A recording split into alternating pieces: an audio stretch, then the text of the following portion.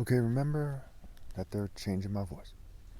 This video is about Genesis 9, God's covenant with Noah, and this video is very important, very, very important. You might want to add it to a playlist, what have you, and you certainly want to take notes here.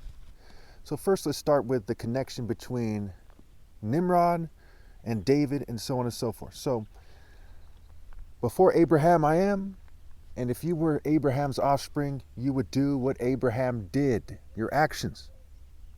David, day, vi, di, right? Vying for the day and for the masculine role. And I'm rod, Nimrod, and I'm rod, right? The rod is a symbol of ruling, right? The scepter, the rod. Psalm 19, the sun is a symbol of the champion, the bridegroom, the champion. Okay. Of course, you have the idea that the kingdom of heaven will be taken away from, people who are doing the wrong thing, right? The Jews, what have you. Okay, but keep in mind that things are superimposed. So it's not as simple as the Jews that you think of as Jews ever had the kingdom. They never had the kingdom. That's part of what's confusing about this. The coded message is actually what the real story is when we look at the coded message in terms of facts and universal pinpoint and moral precision. What we all know is true. You can't rely on your interpretation of the scripture, right? You can't rely on yourself. You have to rely on the facts here and wisdom and insight. That's what Proverbs is about, wisdom and insight. So you also know who's who by their fruit. You know them by their fruit. Write that down. You know them by their fruit. Galatians 3:28, there's no Jew or Gentile. You're all one in Christ Jesus. Proverbs 17:2, a prudent servant will rule over a disgraceful son and share the inheritance as one of the family. So that negates any possible curse there could be. But we have to understand why. Why are they saying curses on you, Canaan? And we're going to get to that. And we're going to get to that. We're going to connect it to Proverbs 23. You're going to understand by the end of this video. Especially if you take notes and you watch it again. So Genesis 9, God's covenant with Noah. Then God blessed Noah and his sons, saying to them, be fruitful and increase in number and fill the earth. The fear and dread of you will fall on all the beasts of the earth and on all the birds in the sky, on every creature that moves along the ground, and on all the fish in the sea. They are given into your hands, right? And people are accepting the mark of being afraid of what my soul and what God are going to do to them, because they're like beasts and they're not right with God. Everyone on some level fears God. They know they're not here on this planet for no reason. Atheists look crazy because they're trying to convince themselves that God magically isn't a big issue. Okay, and they always look like they lost their mind. Look at them carefully, like Hawkins, right? Okay, look at them carefully. Excuse me, not Hawkins, Dawkins and Hawking. They both were thrown off, to say the least. Every famous atheist looks like they are insane. And it's not because the government is sabotaging them. It's because they are in denial about something that is clear as day. What came first, if not God, who's powerful enough to defy time and to not need to be created? They have no counter-argument, so they drive themselves more and more insane. Everything, and again, notice it says they are given into your hands. Right? When David faced Goliath, he said, God is going to give you into my hands. So it's a martial art argument that's being made here. Everything that lives and moves about will be food for you, just as I gave you the green plants. I now give you everything. But you must not eat meat that has its lifeblood still in it. And for your lifeblood, I will surely demand an accounting. I will demand an accounting from every animal, and from each human being too. I will demand an accounting of the lifeblood of another human being. Whoever sheds human blood, by humans shall their blood be shed, for in the image of God he has made mankind. In the image of God has God made mankind, right? He's made mankind in the image of God. As for you, be fruitful and increase in number, multiply on the earth and increase upon it. Then God said to Noah and to his sons with him, I now establish my covenant with you and with your descendants after you. Now stop right there. God says to Noah, this is before Abraham exists. This is before Abraham, Isaac, Jacob, David, Saul, you name it. It's before they exist. Reuben, Judah, where are they? They're not there. Simeon, not there. Joseph, Gad, Naphtali, not there. And God says to Noah, you and your sons and their wives, be fruitful and multiply. That is not an all, telling statement. Okay, it can change. And so it is when the kingdom of heaven was taken from the Jews, God was not telling them to be fruitful and multiply anymore. He's telling them to rally and obey God through me at some point. And in a sense, at all points, it goes back to how you define me and where you start the timeline with me being in it. So before Abraham I am, or when my soul came into this earth, in 1981, what have you. So God is saying to the righteous, right? Noah was blameless. There was an increase in wickedness. There was a flood. God is saying to the righteous to be fruitful and multiply. And God is not saying to a certain flesh, to the flesh of people, or to people who define themselves based on flesh, right? Those who obey the commands of God are my family. So people who say that they think that the Jews should be fruitful and multiply are gravely mistaken.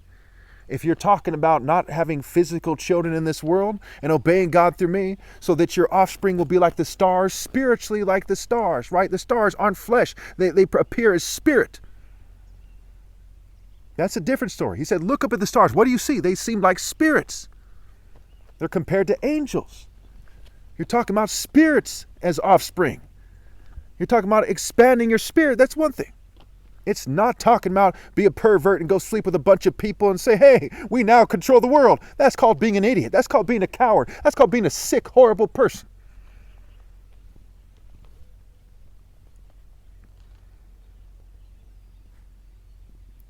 As for you, be fruitful and increase in number spiritually, multiply on the earth and increase upon it spiritually. Then God said to Noah and to his sons with him, I now establish my covenant with you and with your descendants after you. And with every living creature that was with you, the birds, the livestock, and all the wild animals, all those that came out of the ark with you, every living creature on earth. Now let's stop there. Some of you might say, well, you're not supposed to add any words to it. What are you talking about? The Hebrew is saying what I'm saying. I'm translating it to you how it should be translated. When they didn't put the word spiritually, they didn't translate it correctly. Look at the different translations, compare them to each other, and ask yourself, why is the wording so different so often? Because they're translating the idea to you, whether they speak Hebrew or not, or whether they think they know what it's saying, whether they're translating it from another translation, they're translating the idea to you is the central idea. So I'm saying it correctly, not adding anything to it. They're interpreting it and translating it incorrectly. If they translate it correctly and interpret it correctly, they'd be obeying God through me. Seeing is leaving Babylon's system. I establish my covenant with you. Never again will all life be destroyed by the waters of a flood. Never again will there be a flood to destroy the earth. And God said, this is the sign of the covenant I am making between me and you and every living creature with you, a covenant for all generations to come. I've set my rainbow in the clouds, and it will be the sign of the covenant between me and the earth. Whenever I bring clouds over the earth and the rainbow appears in the clouds, I will remember my covenant between me and you and all living creatures of every kind. Never again will the waters become a flood to destroy all life. Whenever the rainbow appears in the clouds, I will see it and remember the everlasting covenant between God and all living creatures of every kind on the earth. Let's stop right there. So what is the rainbow? The rainbow refers to something in the spiritual realm, right? Again, just like the stars, it appears like spirit. It appears like a spirit in a certain way, somewhere between flesh and the spirit. It's this kind of light show, if you will. And what he's saying is that in the spiritual realm, where the Garden of Eden is, for example, that man won't be cut off as long as he continues on the path. Everyone who doesn't do God's will is not a human being. They're some kind of beast. The mark of the beast, right? They become one with the beast. The beast in the Bible, what does the beast stand for? The beast stands for kings, right? People and their spirits. So they're in the spirit of a beast. They are a beast, so people can be beasts. So he's saying to people who are righteous enough to be human beings, who are obeying God through me, they will always be accepted into heaven. And they will always be protected by God. and they will never be destroyed. They will live forever and ever. I am the way, the truth, and the life.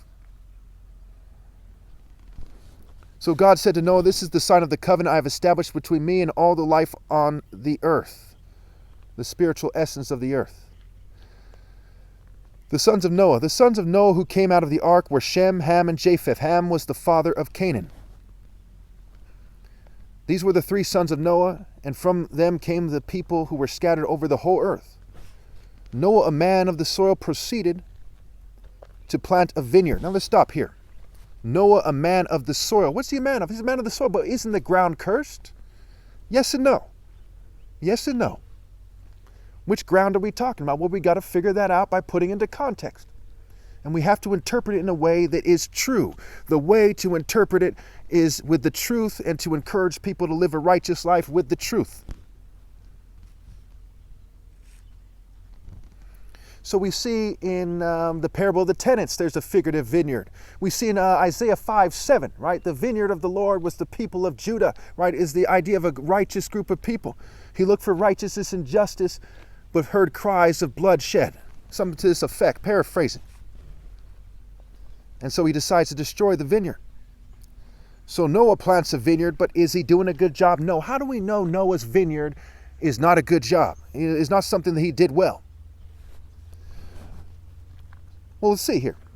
Noah, a man of the soil, proceeded to plant a vineyard. When he drank some of its wine, he became drunk and lay uncovered inside his tent. Okay, we'll get to that in Proverbs 23, why that definitively shows that he's not doing a good job. Ham, the father of Canaan, saw his father naked and told his two brothers outside. So Ham, the father of Canaan, sees him naked. He sees him without the righteous acts of the saints, right? We see that in Revelation 16. And elsewhere in Revelation where it says that fine linen stands for the righteous acts of the saints, right? And we see that with the armor of God, the helm of salvation, the breastplate of righteousness, the buckler of truth, the shield of faith, the sword of the Spirit, the feet fitted with the readiness to serve God. The cloak of zeal in Isaiah 59. He wrapped himself in zeal as in a cloak. Noah does not have those things because his vineyard is incorrect. And Ham notices that. And when Ham notices that, he says, oh my goodness, let me go tell Shem and Japheth, my two brothers, my beloved brothers. And Shem and Japheth decide that they are going to take a garment, lay it across their shoulders, then they're going to walk backwards and cover their father's naked body. Now, how do we know who's who? Well, who colonized the world, right? You know them by their fruit. You know the interpretation of the story by what you see in the world. Who took the Bible and lied about it, went around the world abusing people, and who is related to Martin Luther King, Nelson Mandela, people who, whether they're Christians or not, they seem to have a good heart. So Ham meant well, and he's trying to rectify the situation. Shem and Japheth, in a sense, now keep in mind, Shem is far from perfect, Jacob is far from perfect, and so on and so forth. In a sense, they start smirking in a sense. They say, how can we take advantage of this situation?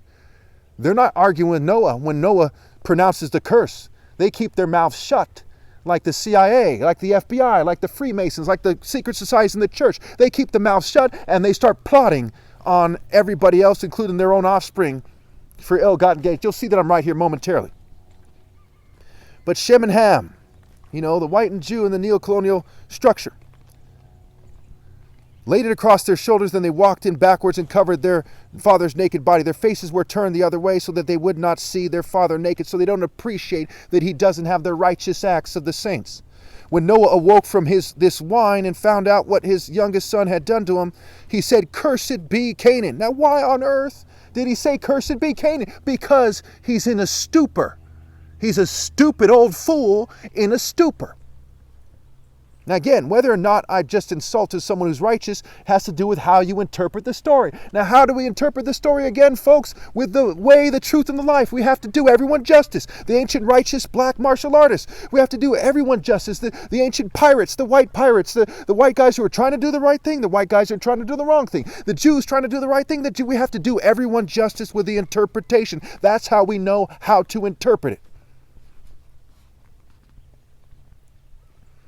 So he says, cursed be Canaan, the lowest of slaves he will be to his brothers.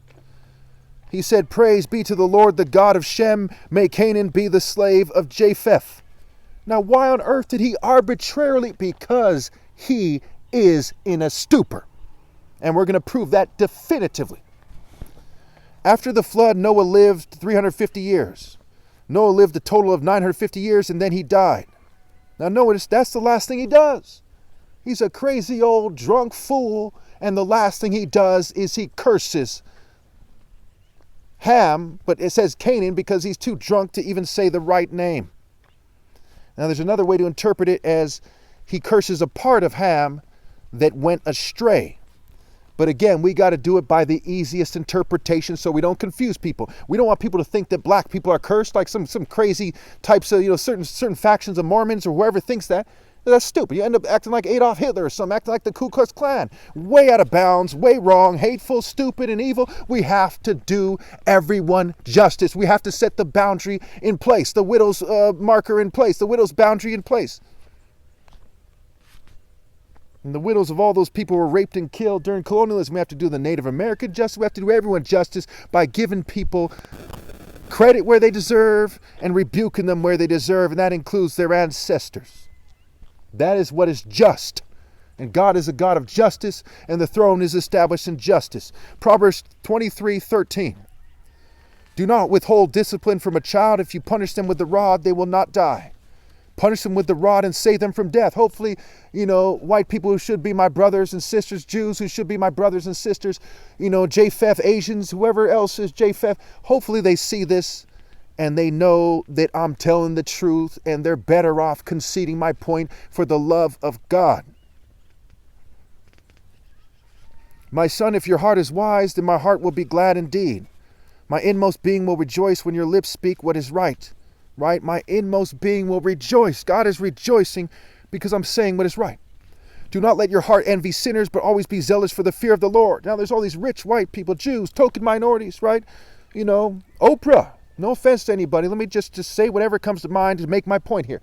No offense to anybody other than the offense that God intended. So there's these white Jews and token minorities. They have all this money. They have fancy cars, fancy houses, fancy wine, fancy restaurants, fancy clothes and jewelry. Should you envy them? No. Because they're cheating me out of my right to lead.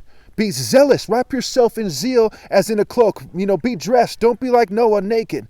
Be dressed.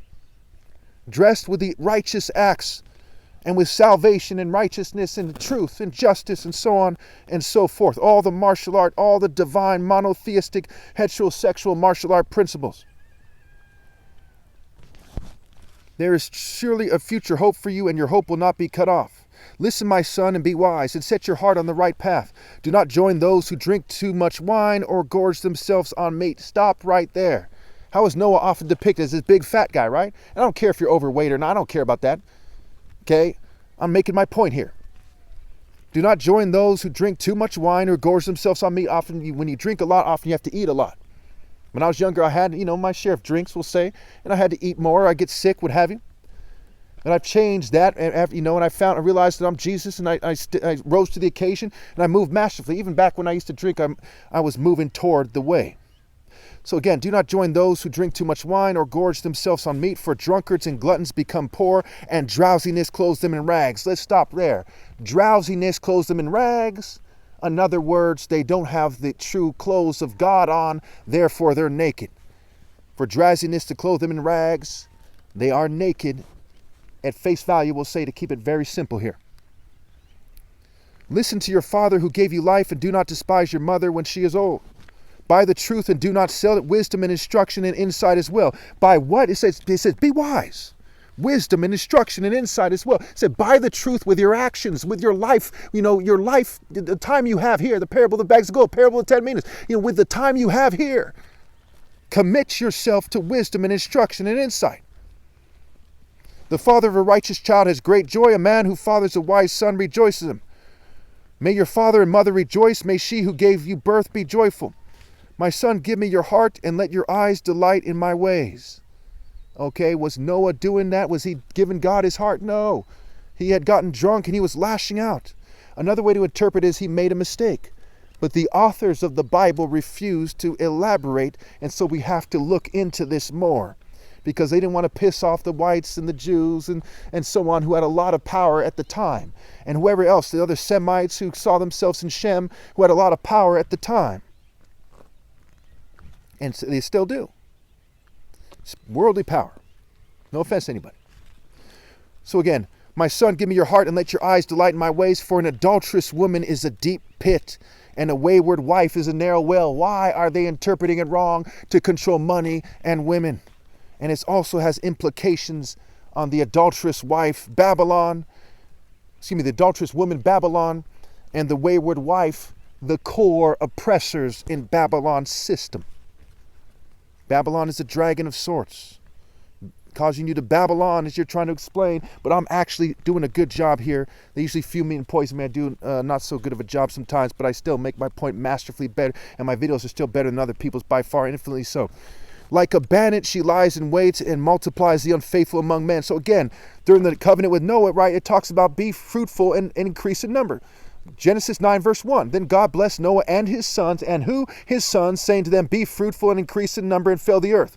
And it doesn't take very long before the authors decide that they want to interfere with the black man's reproductive cycle, okay? And we'll get to that, right? They want to snake him. To snake means to cheat. The snake is a phallic symbol. Excuse my French, it's a penis symbol. Who has woe, who has sorrow, who has strife, who has complaints, who has needless bruises, who has bloodshot eyes, those who linger over wine, who go to sample bowls of mixed wine. Do not gaze at wine when it is red, when it sparkles in the cup, when it goes down smoothly. In the end, it bites like a snake and poisons like a viper. Okay, so they try to make it so it sounds corny, and I was sort of on a roll, and I don't always get the chance to kind of say things in a smooth way because they fume and poison me. So let's go over this again here. Do not gaze at wine when it is red, when it sparkles in the cup, when it goes down smoothly. In the end, it bites like a snake and poisons like a viper. Right? You brood of vipers, who didn't warn you? Who didn't tell you that you shouldn't write the Bible in a way that's confusing? For example, picture 100 random Americans in a room. And there's two instructors. One is the devil and one is me, Christ. The devil says, hey, they should be prepared. Right? They should have been prepared by now. And he says to screw them and their offspring and so on and so forth. And he hates them, and he thinks that I'm too kind to him. And he wants the Bible by his servant Baal. You know, the beasts. Baal and the dragon, right? His servant Baal, the adversary of God. He wants his Babylonian. Babel means confusion. Bible is a play on words for Babel, meaning confusing. Is it confusion? Is it confusing? Yes. We know that from Ezekiel 17. It flat out says that it's going to be confusing. The explanation is going to be confusing. Isaiah 6, it says it's confusing. Proverbs 1, it says it's confusing, right? The riddles, the parables, and the sayings of the wise. These things are jigsaw, puzzle, riddle, parable, confusing. And therefore people have 50,000 plus denominations in the world, and they're arguing with each other, and sometimes they're even fighting each other. You see the Reformation historically, the Counter-Reformation, all these religious wars in Europe, and they're fighting with the Muslims, and they're confused about it too, and they're building on it, and they're building on confusion, and so on and so forth. And so they're just having at each other. The Torah is confusion. Plain word for Harat. Bible, Babel, Babel. Babel meaning confusion. Babylon, confusion, and it has to do with the tower they were building, where God says, I'm going to confuse them. Why? Because they went down that path. Is what naturally happened is they got confused. So I say, tell them flat out, tell them straight up, life has enough obstacles as it is. We'll purge the evil from them, okay, or at least I will, because he's the devil, right? And we'll solve this, or I will solve this issue. I'll train him right. You have one teacher, that's the Messiah, not the devil, not Baal. You should listen to me, okay? And so, obviously, I'm telling you the truth. I'm not saying in a way that magically just favors me. I'm telling you what I actually believe with all my heart. I believe this is true. I know this is true. I know the way I'm explaining it in this video is clearly true. I know that I've done God justice in my sum total work over the last 16 years, going on 17. I know in the last 5 years I put a special emphasis on telling the truth. In the last 3 years I put a very potent special emphasis in telling the truth, to the best of my ability. So When it goes on to say your eyes will see strange sights and your mind will imagine confusing things. Your eyes will see, what is the wine, right? The wine stands for the blood that was shed for a cause, right? There's pure water and the impure water, a pure spirit, impure spirit. There's the wine of God. There's the mixed bowls of wine that it's warning you about. Going back up to verse 30. Those who linger over wine, who go to sample bowls of mixed wine. Again, going back to the verse before, said, who has woe? Noah's like, whoa, what's happened here? Who has sorrow? Noah's like sad and angry, right? And it says, who has strife? He's angry, right? He's mad at Ham. Who has complaints? He's complaining about Ham. His spirit is complaining. Who has needless bruises, right? He probably slipped and fell. Who has bloodshot eyes? He's waking up, bloodshot eyes, hungover. Those who linger over wine, who go to sample mixed bowls of mixed wine. Okay, he messed up with his vineyard. That's why he's drunk. He doesn't know how to apply it correctly. Do not gaze at wine when it is red, right? The color of a snake bite. When you're bitten by a snake, the blood comes down from your leg, right? The color of wine. The color of white people when they get sunburned. The color of evil. That's how it's used in the Bible, right? When it sparkles in the cup, when it goes down smoothly, in the end, it bites like a snake and poisons like a viper. And again, I'm not racist. My mom's white. I don't care about your skin color. I care about the content of your character. In the end, it bites like a snake and poisons like a viper. In the end, that curse is an undeserved curse. And I'm going to look it up right now. I'm going to end this clip right here. And I'm going to look it up right now. Find you the verse where it says an undeserved curse doesn't come to rest. Okay? So Proverbs 26:2, like a fluttering sparrow or a darting swallow, an undeserved curse doesn't come to rest. Okay, again, I believe he says, are not two sparrows sold for a penny? I once knew a widow who gave a penny. It was all she had. You have to give it your all when you do the right thing. You've got to do the right thing and give it your all. To figure out why black people aren't cursed, to shake off the neo-colonial explanation before you even get to the New Testament. You had to have look, if you're a Jew, you had to have looked into Proverbs and connected it. So again, going back to verse 32, in the end it bites like a snake and poisons like a viper. Your eyes will see strange sights and your mind will imagine confusing things. You will be like one sleeping on the high seas, lying on the top of the rigging. They hit me, you will say, but I'm not hurt. They beat me, but I don't feel it. When will I wake up so I can find another drink? He's not thinking straight. And neither are Shem and Japheth. They didn't say, hey, you're doing my brother wrong here. That's not fair. Instead, they tried to capitalize on it, like we see with the story with Jacob and Esau. So that's a recurring theme. Now, really quickly, what happened there? Ham noticed his father no longer had righteous acts and was drunk on the people, on taking advantage of people, on leading people astray. He's not doing the right thing. Maybe he meant well to begin with. Maybe he corrects his mistake. The Bible doesn't say. He was drunk with power, and this includes lust, as symbolized by Canaan and Sodom. This also connects to the fig leaves in the garden that were given to Adam and Eve by the snake, right? Or the snake opened their eyes and made them want to, use his evil ways, right? Because it's the clothing, right? The fig leaves were used to cover the body, and the figs connect to the stars and the ways, and so on and so forth. And they talk about the star of the show, and so on and so forth. Time has shown the fruits of Japheth and Shem to be the fruits of Baal and the devil. And what I mean by that isn't that every white person and every Jewish person that ever lived magically just went to hell or something. I'm saying that there's some total fruits, right? A tree, a good tree bears good fruit. For Shem and Japheth to go to heaven, they have to come into the Royal African Falcon Martial Order. They have to leave their paths. And it's coded in the story. No offense to anybody. There was no Bible in the time of Noah, so bringing people the Bible is of little worth. I know a lot of you don't like that, but bear with me. In the genealogy in Genesis 10, we see the difference between the tree that bore fruit and the barren fig trees. In this case, it's trees. Shem and Japheth did not bring forth Nimrod. Ham did. And that's part of the pattern of teaching They want you to use insight and say, okay, that's a discrepancy. Why is that? And to think it through and to look around you and say who's doing what and why. That's how the Bible is written. And again, Bible is a play on words for babble, meaning confusion. So how do you order it correctly? How do you get your thoughts together? It's even called getting your thoughts together to get her. You got to consider the motives. The Bible says the Lord weighs the heart. It weighs the motives. When we come to the Spirit of God, you consider people's motives. You look at what's going on. You figure it out.